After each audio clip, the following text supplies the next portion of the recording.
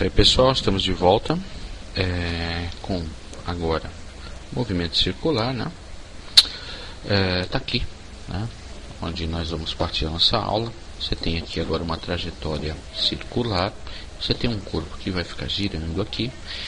Esse corpo com velocidade constante, então teremos aí o que a gente conhece como movimento circular uniforme, ok? Bem, a trajetória aqui, você pode considerar ela ΔS. No entanto, nós vamos estar preocupados agora com quanto ele anda aqui nessa trajetória circular. Para isso ele vai andar, tá, um ângulo aqui, que eu vou chamar de ΔΦ, ok? ΔΦ. E claro, né, aqui você vai ter um tempo inicial, aqui você vai ter um tempo final. Então aqui definimos a velocidade angular. Velocidade angular para nós aqui será a variação de ângulo, ΔΦ, em radianos, dividido por um intervalo de tempo, ok? Ótimo. Vamos mexer aqui então com uma particularidade desse movimento, que seria uma volta completa, né? Então, para uma volta, teríamos então que nossa velocidade angular seria uma volta completa no círculo. Uma volta completa no círculo em radianos equivale a 2π, ok? 2π dividido pelo intervalo de tempo. No caso, o intervalo de tempo para se completar uma volta nós chamamos de período, ok? Que é esse T maiúsculo aqui. Então esse é um caso especial, né? Se você tiver ângulos, você vai usar essa expressão. Se você estiver trabalhando aí com uma volta completa, você vai ter essa expressão. Na verdade é a mesma coisa, ok? Agora, pensando na relação, né? Vou colocar aqui a relação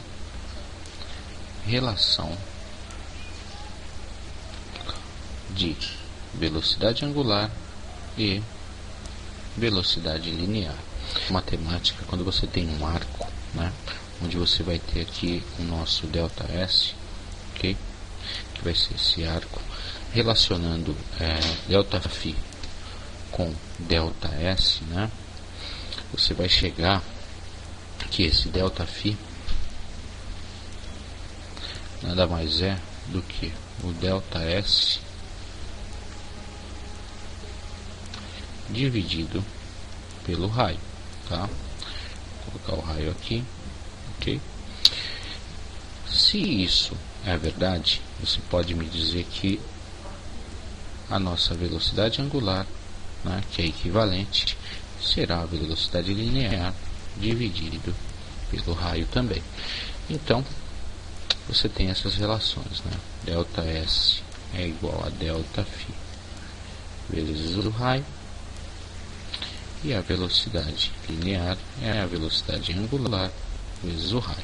São relações importantes que vão nos ajudar aí a resolver exercícios, ok?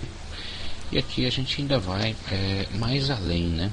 Se você pegar como movimento circular uniforme, se você quer passar de um movimento retilíneo uniforme, onde você tem S igual a S0 mais VT, basta você fazer a divisão de tudo isso aqui pelo raio, que você vai ter a equação para movimento circular uniforme, que S pelo raio vai dar um φ final, seria essa posição aqui, né? Igual a um φ inicial, que é o S0 dividido pelo raio, seria nessa posição aqui, mais o V dividido pelo raio, que a gente viu que V pelo raio é ômega, vezes o tempo, ok? Ótimo, então aí podemos fazer esse tipo de relação também. Ótimo, vamos partir agora para outra análise do movimento circular. Aqui, ótimo.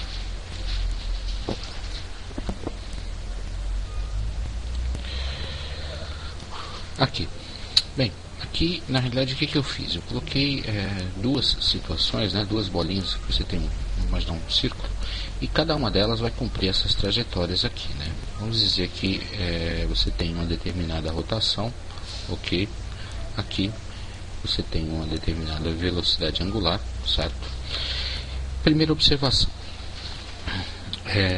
as distâncias que eles percorrem, olha só, essa distância aqui e essa distância aqui, elas são diferentes, né? Então você vai ter um ΔS 1 aqui e um ΔS 2 aqui, ok? Bem, o intervalo de tempo, né? Tempo inicial aqui e tempo final aqui, ele é igual para os dois, né? Já que eles saem no mesmo intervalo de tempo, chegam lá no mesmo intervalo de tempo. Então, o que eu posso dizer? Se esse aqui anda menos no mesmo tempo que essa situação interna aqui que eu chamei de 1, né? Ele é menos veloz que o 2. Então, vamos aqui destacar a velocidade. Se eu assumir isso como velocidade, eu vou ter esse cara aqui mais veloz. Ele é obrigado a correr mais, né, do que o interno, ok? Então você vai ter um V1, você vai ter um V2, ok?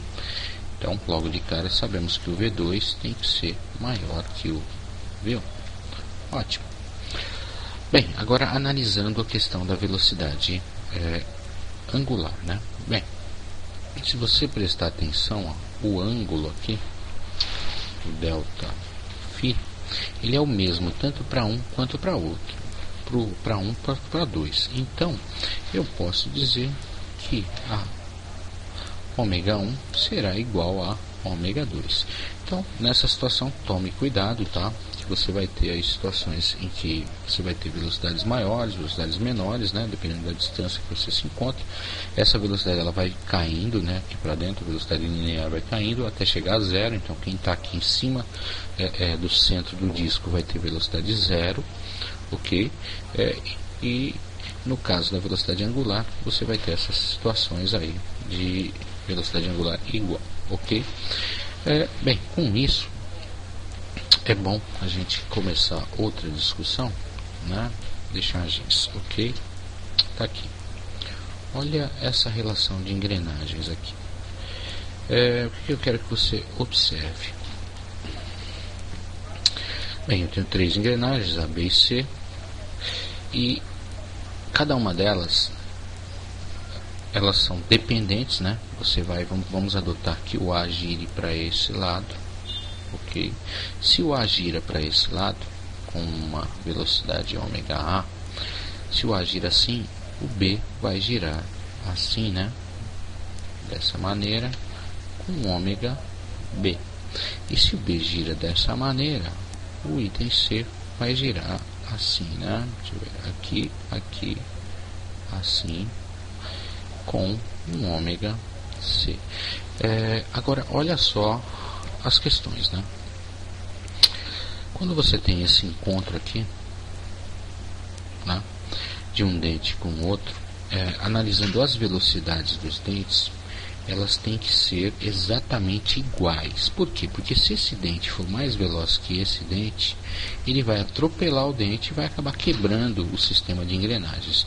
Então, a velocidade linear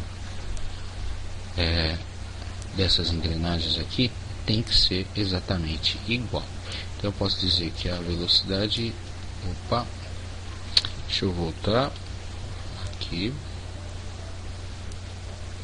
Ó, a velocidade linear aqui vai ter que ser igual à velocidade linear desse, né? Que vai ter que ser igual à velocidade linear desse, ok? Até porque eles estão todos interligados, ó. V e V. Bem, nesse caso então você tem a velocidade linear de A é igual à velocidade linear de B, que é igual à velocidade linear de C, ok? Bem, vamos separar só A e B para comparação. Se eu sei que VA é igual a VB, e eu sei que lá da outra nossa tela, né, eu tinha essa relação que V era igual a ômega vezes R, eu posso trocar isso. VA vai ser ômega A vezes RA, e VB vai ser ômega B vezes RB. Está aqui mais uma relação que vale para o nosso sistema aí de engrenagens, ok? Eu posso ir além disso. Olha só, eu tinha outra relação importante também, que era ômega igual a 2π sobre o período, ok?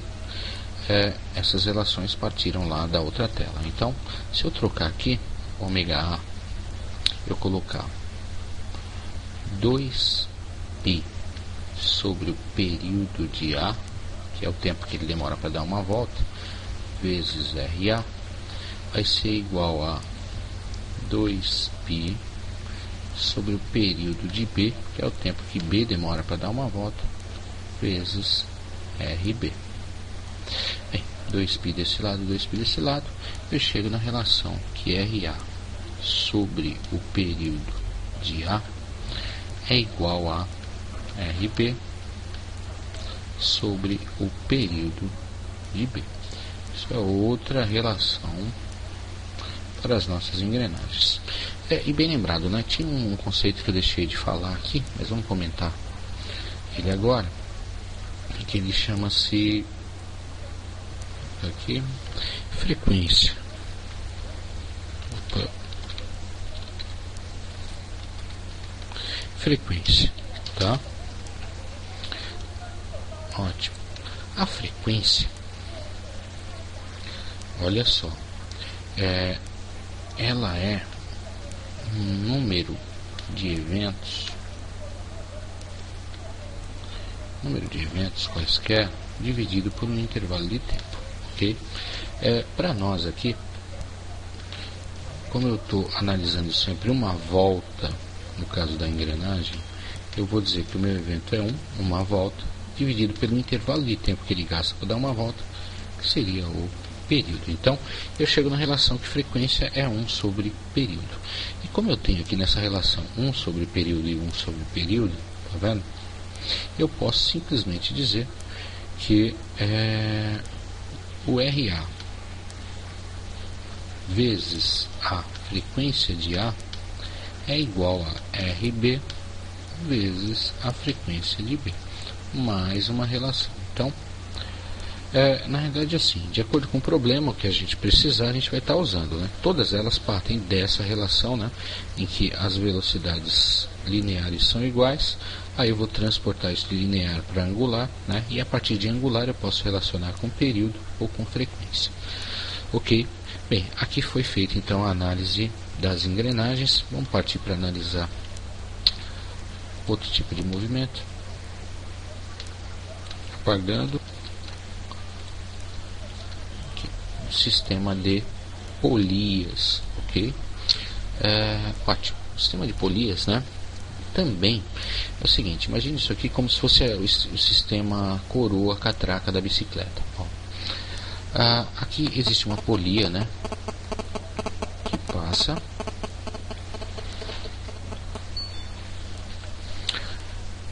Bem, vamos lá, gente. Isso aqui é um sistema de polias, né? Aqui nós temos vamos imaginar na bicicleta onde você tem a coroa e a catraca, e aqui a corrente dela, no nosso caso a polia, né? Note que essa polia ela precisa ter em todos os pontos dela a mesma velocidade, né? Nesse P1, nesse P2 tem que ter a mesma velocidade linear, até porque se esse ponto for mais rápido que esse, vai quebrar a nossa polia.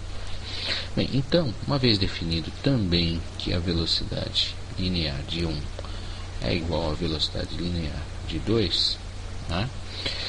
Lembrando, né, que V é igual a ômega vezes R, então ômega 1 vezes R1 é igual a ômega 2 vezes R2. Chegamos na primeira definição. Como ômega, olha só, pode ser 2π sobre T. ou que eu sei que 1 sobre TF pode ser também 2π vezes f, eu vou ter as seguintes relações trocando o ômega. Ó. Vai ser 2π R1 sobre T1 vai ser igual a 2π R2 sobre T2, né? Onde eu vou cancelar 2π. Então sobrou R1 sobre T1, que é igual a R2 sobre T2. Primeira relação. E como 1 sobre TF, eu posso ainda dizer que R1 vezes F1 é igual a R2 vezes F2. Está aqui a relação. Na realidade, o sistema de polias ou engrenagens, ele tem o mesmo princípio da velocidade linear igual. Okay? Fatalmente, se elas são iguais, a angular é diferente. Okay? É prático perceber que isso aqui tem um determinado giro e que essa menor ela gira muito mais rápido, né? Essa é a ideia, inclusive na bicicleta. Ok? Bem, vamos lá analisar outro tipo de movimento agora. Apagando aqui um sistema de motor. Okay? O que eu quero que você perceba agora é que há um mesmo eixo, né? Você tem mesmo eixo e que agora, ó, como eles estão compartilhando o mesmo eixo, a velocidade angular ela é a mesma, até porque essa parte interna aqui, né, do eixo mesmo, ela tem um determinado giro, né, uma determinada frequência, e essa frequência ela não muda nem para esse nem para esse. Então, né, se você pudesse olhar isso dessa posição assim, ó, vamos dizer, tá? Se eu estivesse olhando desse lado aí, você veria, deixa eu fazer aqui, você veria alguma coisa mais ou menos parecido com isso aqui.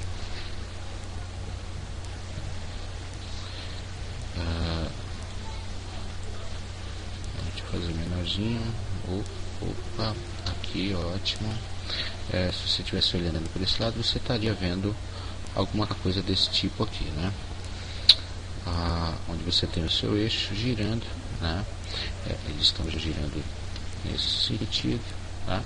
Bem, como o giro é único, né? Então se você fizer uma medição, né, daqui, de um ponto daqui até chegar aqui, olha só, comparar os pontos nos dois, você vai ver que o ângulo que os dois andam é o mesmo, ok? Então, logo de cara, né, eu posso dizer que ômega 1 é igual a ômega 2, já que o giro é o mesmo, ok? No entanto, eu vou ter as diferenças de velocidades. Olha só, como esse aqui tem que comprir mais do que esse aqui, então quanto mais externo, mais veloz né, linearmente falando, né, o nosso ponto aí. Então tá aqui, ó, esse cara aqui é mais veloz, né, vamos chamar ele de V1, e esse cara aqui vai ter uma velocidade menor, V2. Então, outra relação que a gente já tinha visto, V1 maior que V2. Agora, como ômega 1 é igual a ômega 2, isso implica que 2π sobre T1 é igual a 2π sobre T2. 2π cancela com 2π, né? Vai ficar 1, invertendo isso, vai gerar que o período de um é igual ao período do outro. Na realidade, era já visto isso, né? Por quê? Porque, bem, se um dá uma volta e o outro dá a volta junto, então eles gastam o mesmo tempo para dar a volta, né? Então o período tem que ser igual mesmo. E se o período é igual, as frequências também serão iguais, ok? Então eu estou tratando de 1 e 2, vamos lá. Vai lá, F1 igual a F2, ok? Bem, dessa parte do movimento aqui, a gente não tem muita coisa para falar, não sei isso, né? Mas na prática vocês vão ver que nós teremos exercícios que misturam esse tipo de situação aqui, né? No caso que você tem mesmo eixo, com aquele outro tipo de situação, que você tem eixos diferentes. Dá até para a gente fazer um mini resumo aqui, ó. Quando você tiver mesmo eixo, você vai ter velocidades lineares, velocidades angulares iguais. Quando você tiver eixos diferentes, como é o caso da polia, o caso da engrenagem, você vai ter velocidades lineares iguais, tá? Então, tá aqui nosso resumão, né? Bem, para isso, gente, agora basta a gente fazer alguns probleminhas, ok? Vamos deixar isso para a aula que vem, aula de exercícios. É isso aí, aguardo vocês até lá.